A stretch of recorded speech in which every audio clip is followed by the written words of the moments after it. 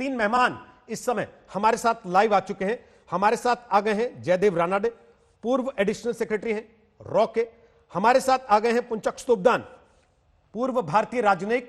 और हमारे साथ आ गए हैं सुशांत सरीन, सीनियर फेलो हैं, ओआरएफ के रक्षा विशेषज्ञ हैं। आप तीनों का स्वागत है आज तक पर। सबसे पहले सुशांत सरीन, शुरुआत आपसे करना चाहता हूं। खासतौर पर सीमा पर जो तनाव इस समय पिछले एक महीने से बना हुआ है, उस सब के बीच थोड़ा सा इसको हल्का करते हुए मेरा सवाल पहला यह है कि कूटनीति से काम चलेगा या कूटने की नीति से काम चलेगा? नहीं, मेरे ख्याल कूटनीति से ही काम चलेगा, लेकिन अगर कूटनीति से फिर नहीं काम चलेगा तो फिर हालात किस करवट बैठेंगे ये कहना बड़ा मुश्किल है।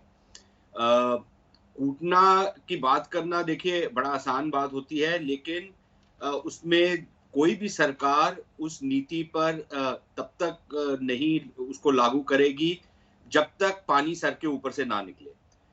और मेरे ख्याल भारत सरकार और चीन में भी शायद कूटने की नीति पर अभी इतना सोच विचार नहीं है। मेरे ख्याल आंखें दिखाई जा रही हैं दोनों तरफ से, और अगर भारत दृढ़ निश्चय करके वहां पर बैठे रहे और जौन सी यथास्थिति पहले थी उसी पर वापस जाने पर इंसिस्ट करे, मेरे ख्याल वही एकमात्र सोल्यूशन है इसका। अगर वो नहीं होता तो फिर जितनी ये हम अब पिछले 20-25 साल से बातें सुनते आ रहे हैं पीस और ट्रैंक्विलिटी की बॉर्डर पर, वो सब बेमानी हो जाएगी। और उसके साथ साथ मेरे ख्याल कूटनीति में सिर्फ ये नहीं है कि जो भारत चीन के साथ बात कर रहा है, लेकिन मेरे ख्याल भारत को और भी संकेत देने की जरूरत है जो शायद भारत ने उस लिहाज से नहीं दिए जिस लिहाज से देना चाहिए। और उसका मैं आपको सिर्फ दो उदाहरण देता हूं। एक कि आपकी जो सरकारी कंपनी है BSNL, जितना चीनी माल वो खरीदती है आपके टेलीकॉम सिस्टम्स में, मेरे ख्याल और कोई कंपनी भारत में नहीं खरीदती। तो ये बात बिल्कुल समझ के बाहर है कि वो ऐसा क्यों करती है। दूसरी चीज कि दुनिया भर में हुआवे के ऊपर एक लिहाज से प्रतिबंध लग रहे हैं और 5G के ट्रायल्स उनको नहीं करने दिए जा रहे, लेकिन भारत में उनको वो भी इजाजत दे दी गई है। तो मेरे ख्याल कहीं ना कहीं आपको कुछ इस तरीके के संकेत भी देने पड़ेंगे ताकि चीन को ये मालूम हो कि ये बिजनेस एज यूजुअल नहीं चल सकता। अगर ये बात आगे बढ़ी तो फिर ये बात काफी आगे तक जाएगी। जयदेव रानाडे, रक्षा मंत्री से आज तक ने बात की और उसके पहले भी वो लगातार संकेत देते रहे। उन्होंने कहा कि चीन को समझ लेना चाहिए कि ये 1962 वाला भारत नहीं है, 2020 वाला भारत है। लेकिन क्या ये बातें सिर्फ बातों तक हैं? असल में हम लोग मैसेजिंग उतनी स्ट्रांग कर पा रहे हैं, उतनी एग्रेसिव कर पा रहे हैं जितनी करनी चाहिए चीन जैसे देश को? देखिए, जहां तक ये सवाल है, थोड़े हद तक सुशांत सरीन जी ने अभी उसका जवाब दिया है कि भारत जो है वहां पे अभी डट के बैठी हुई है और आंख में आंख मिलाई हुई है। मतलब हम लोगों ने ये तो ग्राउंड पे तय कर लिया है और बताया है, सिग्नल दिया है चीन को कि हम पीछे हटने वाले नहीं हैं और आपको स्टेटस को एंटे करवाएंगे। मतलब जहां पे आप पहले थे ये सब करने के पहले, वहीं आपको जाना पड़ेगा। तो ये तो एक ग्राउंड लेवल पे सिग्नल दिए जा रही है। रक्षा मंत्री ने जो कहा है उसी को उन्होंने रिपीट किया है पब्लिकली। मेरे ख्याल से अब जो टॉक्स हो रहे हैं, डिप्लोमेटिक टॉक्स और कमांडर लेवल टॉक्स, दोनों यही बात को स्पष्ट करेंगे कि चीन को जाना है। तो तैयारी हमारे साइड से जरूर है, तैयारी उनके साइड से भी होगी, पर ये एक बात रही। दूसरी बात ये है कि जो किसी ने जिक्र किया था मेरे ख्याल से सुशांत जी ने, कि अगर वो पीछे नहीं हटे तो ऐसा लगेगा कि ये जो पीस एंड ट्रैंक्विलिटी वगैरह जो भी एग्रीमेंट साइन किए हैं उनके वो कंप्लायंस नहीं कर रहे हैं। इस पे मैं एक ही बात जोड़ना चाहता हूं कि जो भी एग्रीमेंट्स अभी तक साइन किए हैं उन्होंने कंप्लायंस नहीं की है। जो भी मीटिंग्स हुए हैं दोनों लीडर्स के बीच में, उसके भी उन्होंने पालन नहीं किया है। तो उनका जो भरोसा करना, मेरे ख्याल से हम लोगों को उन पे भरोसा करना, वो तो हम लोगों को अलग रखना चाहिए। ये जो प्रॉब्लम है ये एक इमीडिएट प्रॉब्लम है जो सॉल्व करना है। पर एक फाइनल बात मैं जोड़ लूं कि ये सिर्फ गलवान वैली और दमचौक का नहीं है। ये उन्होंने काफी अलग अलग जगह में कॉन्फ्रंटेशन पॉइंट्स खोले हैं। नकुला जो नॉर्थ सिक्किम में है, नथुला नहीं नकुला, वहां तक उन्होंने किया है और नेपाल को भी उन्होंने भड़काया है। तो ये मामला जो है सोच समझ के चीन ने किया है, और हम लोगों को भी, और हम लोग कर रहे हैं, मेरे ख्याल से जो जवाब दे रही है वो भी सोच समझ के हम कर रहे हैं।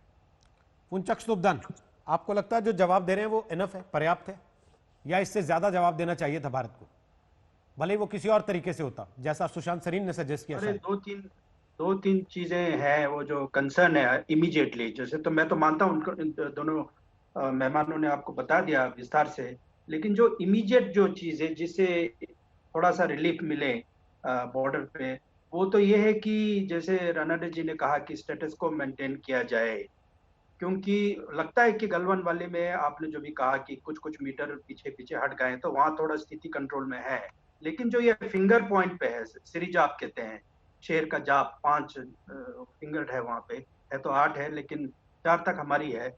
उन्होंने हमें इस साल 4 से आगे जाने नहीं दिया पेट्रोलिंग के लिए, जो पेट्रोलिंग के लिए नॉर्मली जानते हैं 8 तक जाते हैं हमारी क्लेम लाइन तक, डिस्प्यूटेड लाइन तक। तो उसको उनको बोलना है कि नहीं, जो अप्रैल में स्थिति था उसके हिसाब से चले जाइए। तो कंडीशन नंबर 1 है। कंडीशन नंबर 2 ये है कि हमने अपने जमीन पे सड़कें बनाना शुरू किया है, वो उसको रोका नहीं जा सकता, हम ना रोकेंगे ना तुम रोक पाओगे। ये कंडीशन नंबर 2 है। और नंबर 3 है, कुछ प्रोटोकॉल जो है इन्होंने वायलेट किया है, जैसे कि जब भी फेस ऑफ होता है, एक ट्रूप दूसरे ट्रूप से मिलते हैं तो अपना अपना झंडा लगा के वो कुछ बातचीत शुरू करते हैं। तो अभी तो ये चाइनीज जो है वो रॉड के ऊपर कील लगा के ऐसे मारने लगे हैं, तो ये violation of all the protocol norms. तो ये चौथा कंसर्न है जी। और पांचवा ये है कि उन्होंने हमारा जो विश्वास जो है उसको विश्वास गाट कर दिया, इसलिए क्योंकि सडनली उन्होंने करीब कहीं से एक ट्रूप्स लाया, पता नहीं क्या, शिंगजांग से लाया, तिब्बत से लाके बहुत सारे संख्या में उन्होंने ट्रूप्स वहां पे बॉर्डर पे तो नहीं लाया होगा, पीछे थोड़ा सा पीछे रखा होगा। कहते हैं कि जो 5,000 से 10,000 तक ट्रूप्स उन्होंने, वो किस लिए लाए हैं? तो जो एलएसी के जो सीबीएम के अंदर है उसमें तो ये सारा है नहीं है कि लाइन ऑफ कंट्रोल तक गिर रहे हैं, तो वो तो पूरा प्रिपेयर करके आए कि जंग लड़ेंगे। तो ये इससे विश्वास टूट जाता है जितने भी सीबीएम है। हाँ, मैं एक चीज मैंने नजर से देखा, जो मैं 2013 23 अक्टूबर को हमने लास्ट सीबीएम जो बीडीसीए कहते हैं, बॉर्डर डिफेंस कोऑपरेशन एग्रीमेंट, जो दपसंग इंसिडेंट के बाद हुआ था, उसमें 2 अच्छी सी चीजें हैं कि पेट्रोलिंग करते हैं तो पीछे से आपको ट्रेल नहीं करेंगे, पीछा नहीं करेंगे, वो सही था, एक प्रैक्टिकल चीज था। दूसरा था, कोई वहां के जो लोकल लोग इधर से मूव करते हैं तो उसको डिस्टर्ब नहीं करेंगे। लेकिन उस जो 8 एग्रीमेंट थे, 8 एग्रीमेंट के अंदर ये कहीं भी नहीं लिखा है कि एक दूसरे के यहाँ पे कंस्ट्रक्शन वर्क शुरू हो जाता है या रोड बनता है या सड़क बनता है या कोई बिल्डिंग बनता है तो उस टाइम पे क्या करना है। ठीक है, तो मुझे लगता है कि इसमें थोड़ा सा अमेंडमेंट चाहिए, दोनों फौज मिलके, कि ये जो बीडीसीए के अंदर थोड़ा सा अमेंडमेंट लाके, भाई इस स्थिति में आप क्या कर सकते हो। वो कभी शायद मैंने नहीं पढ़ा, अगर हो तो जो आर्टिकल है 1 से लेके 8 तक, उसमें कुछ और चीजें हैं, लेकिन ये नहीं लगा, क्योंकि अभी हम जब सड़क बना रहे हैं, वो भी बना रहे हैं, हम भी बना रहे हैं, उस स्थिति में क्या हो, तो इसको लेके क्लियरिटी को लेके करें तो फिलहाल के लिए स्टैंड ऑफ हो सकता है। लेकिन बाकी तो बॉर्डर टॉक्स चल रहा है दोनों देशों के बीच में, 21वां या 22वां बात चल रही है, तो ये लंबा वो है, लेकिन मुझे नहीं लगता है कि ये इमीडिएटली सॉल्व होगा। जनरल हरेंद्र सिंह को वापस आके अपने सीनियर्स के साथ बात करने पड़ेंगे जी। लेकिन ये ऑप्शन क्लोज नहीं है, ऑप्शन और चलते रहेगा, स्टेप बाय स्टेप अप्रोच है। अभी तो सिर्फ हम एक मिलिट्री लेवल पे बात हो रहा है। पुंचक स्तुपदान, इसके पहले भी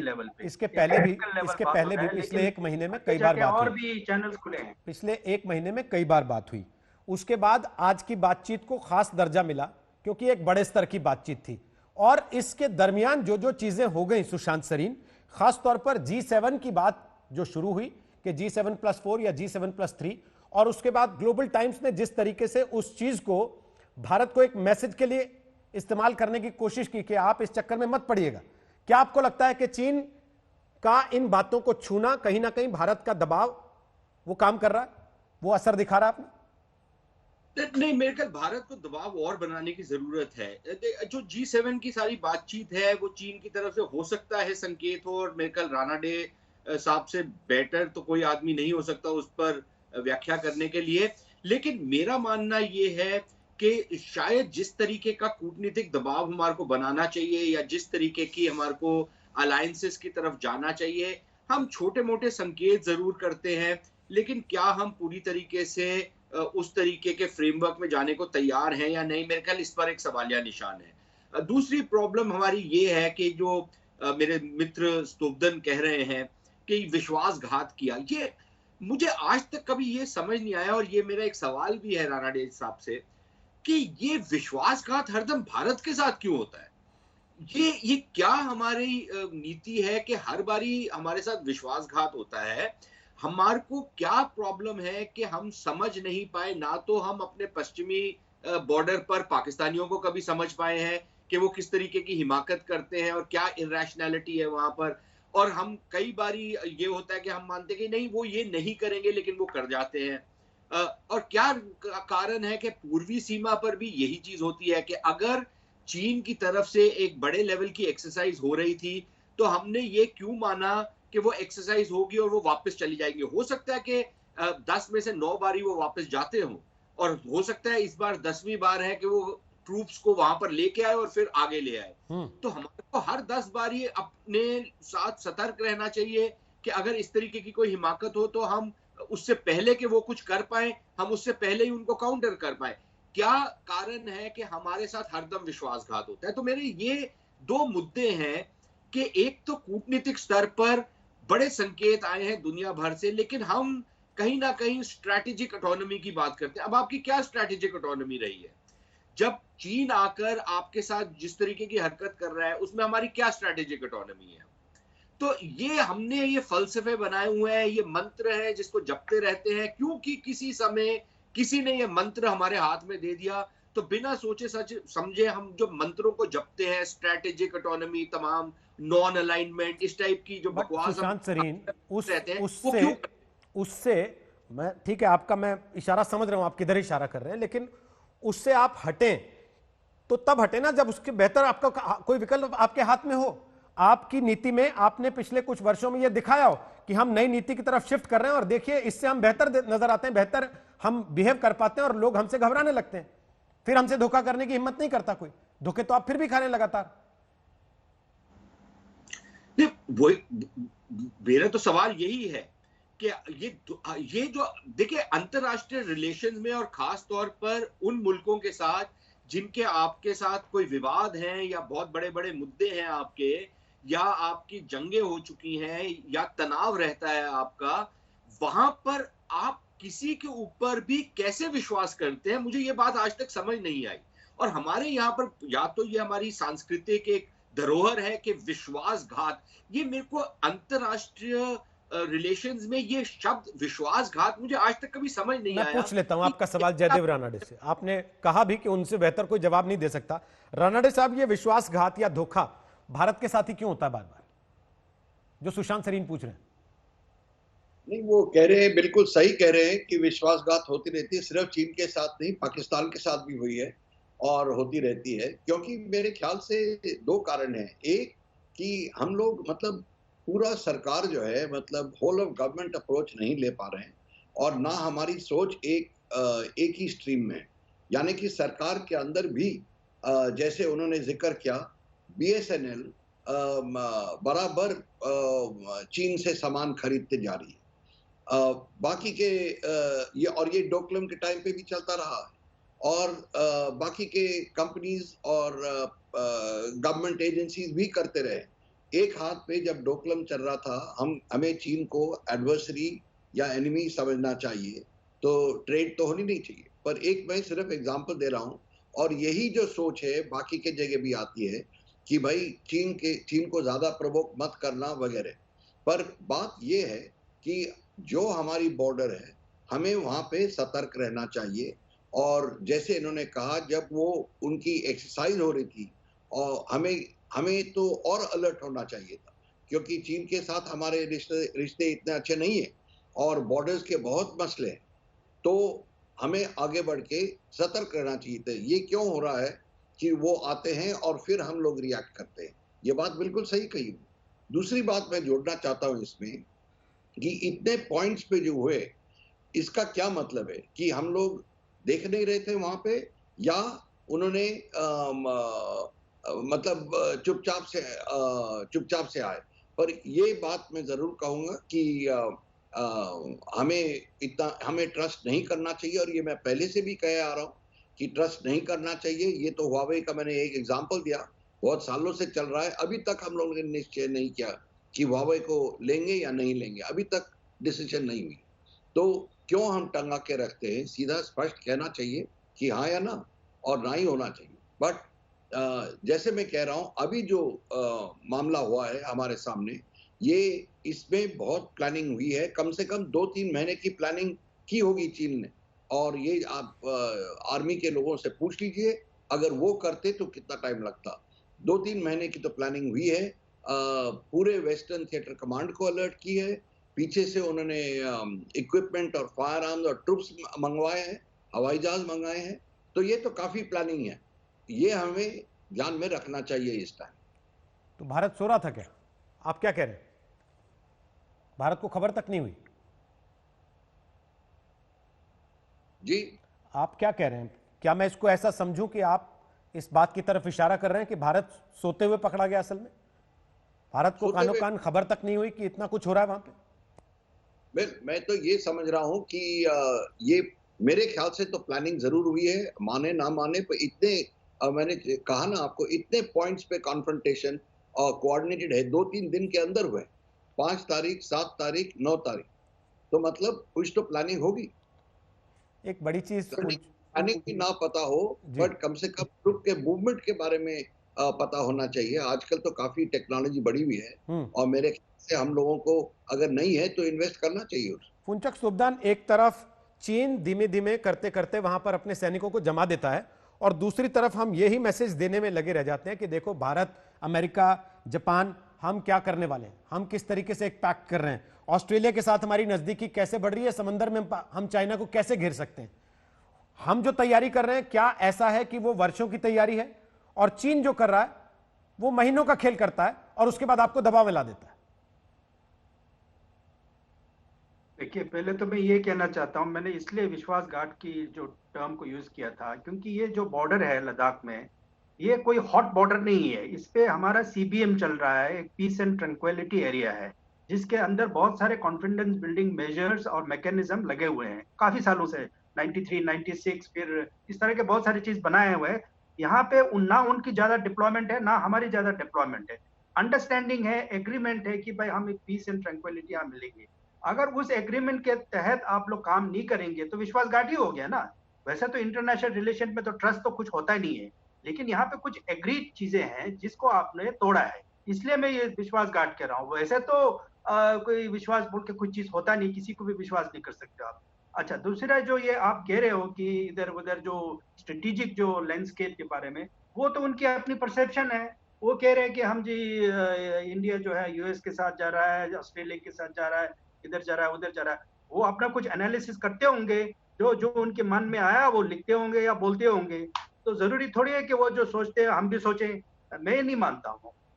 जब अगर भारत अपनी यूनाइटेड स्टेट के साथ रिलेशन अच्छा रखता है तो अपने इंटरेस्ट के लिए रखता है, वो चीन के खिलाफ तो नहीं रखते हैं ना। हमने ऑस्ट्रेलिया के साइन किया था, या कहीं भी जो इंडो पैसिफिक जो अभी लोग कहते हैं, वो चीन के खिलाफ हमने बोला है सिर्फ रूल बेस्ड ऑर्डर है। बस डेमोक्रेसीज के अंदर जितने जो फ्रीडम के मुताबिक जहाँ नेविगेशन होगा, जहाँ होगा, वो अब इंटरनेशनल एक कोऑपरेशन हो रहा है। हम सब मिल के चाइना को मारेंगे पीटेंगे, ऐसा तो कोई कहीं लिखित में है नहीं, कोई स्ट्रेटेजी भी नहीं है। ना ऑस्ट्रेलिया के साथ स्ट्रेटेजी है, ना यूनाइटेड स्टेट के साथ स्ट्रेटेजी है। तो चीन को ये कह देना कि हम इनके साथ मिलके चाइना के अगेंस्ट अटैक करने वाला है, गैंगअप होने वाला है, उनकी अपनी सोच है, वो सोचते रहते हैं। हम भी सोच सकते हैं बहुत सारी चीजें, लेकिन इस तरह अभी तो इस तरह बातें नहीं करते हैं। वो और पाकिस्तान मिलके हमें बहुत छेड़छाड़ करते रहते हैं, ये मेरा मानना है। हम भी सोचते हैं, परसेप्शन क्रिएट करते हैं। तो ये उनकी अपनी थिंकिंग है। अभी जो ग्लोबल टाइम्स कह रहा है, धमकी दे रहा है कि आप यूएस के साथ जाने से आपको बहुत नुकसान होगा, तो हम क्या कह सकते हैं? उनके दिमाग को बंद तो नहीं कर सकते हम, वो लिखते रहेंगे। जो इस पे परवाह नहीं करना चाहिए, जो हमें सरकार, दोनों सरकार मिलके इस चीज को डिसॉल्व किया जाए। उसके बाद फिर जो परमानेंट सोल्यूशन जो भी होगा वो पॉलिटिकल लेवल पे होगा, जो प्रधानमंत्री जी और प्रेसिडेंट शी जिनपिंग के बीच में जो चल रहा है समिट लेवल, उसी लेवल पे ही होगा। गिव एंड टेक होगा, बार्गेनिंग होगा। बड़ा बार्गेनिंग तो एक ना एक दिन करना पड़ेगा, या कुछ दे हमें ना हम उनको दे, कुछ तो हो। तो मुझे लगता है वो स्थिति अभी तक आया नहीं है। कहीं ना कहीं अब तो वॉर तो कोई चाहता नहीं है, चीन के लिए भी बेइज्जती है कि वो हर जगह से किसी सब लोगों के साथ लड़ाई करते रहे। ठीक सर। हमारे भी कोई इंटरेस्ट नहीं है जी, हमें तो बहुत सारे और भी प्रॉब्लम है, हमें और तरक्की करना है, तो इन चीजों में क्यों फंसते रहे। तो हाँ, चलिए। लेकिन एक एक इंच को संभालना है, वो जरूरी है कि उनको बोल दिया जाए, देखिए ऐसा मत कीजिए, हम दोस्ती चाहते हैं, लेकिन ये नहीं कि चीन को कोई हेट नहीं करता है, चलिए और चीन देखते में हैं भी सर, भारत को हेट भारत नहीं करता। आज प्रॉब्लम कितनी मजबूती से उस बात को चीन के सामने रख पाने में कामयाब होता है जो बात आप लोग कह रहे हैं। नजर लगातार हमारी बनी रहेगी जो बातचीत आज भारत और चीन के सैन्य अधिकारियों के बीच चल रही है, लेकिन साथ साथ एक के बाद एक एक्सपर्ट्स आज तक पर होंगे सुरक्षा सभा में, जो आपको इस मुद्दे से जुड़ी एक एक जानकारी गहराई से बताएंगे।